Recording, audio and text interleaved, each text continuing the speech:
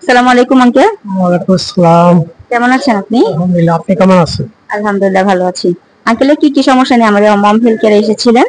আমি গত 10 মাস যাবৎ সেবা দিতেছি। আসার পূর্বে আমার হার্টের ব্লক ছিল 3-4টা, হাঁটু ব্যথা ছিল, কোমর ব্যথা ছিল, ডায়াবেটিস ছিল, এই আর কি, নানা ছোটখাটো সমস্যা ছিল আর কি। এখন ওগুলা কি উপকৃত পেয়েছেন আপনি এখানে এসে? আপনি সুস্থ হয়েছেন? এখন আল্লাহর রহমতে আমি অনেক সুস্থ অনুভব করছি।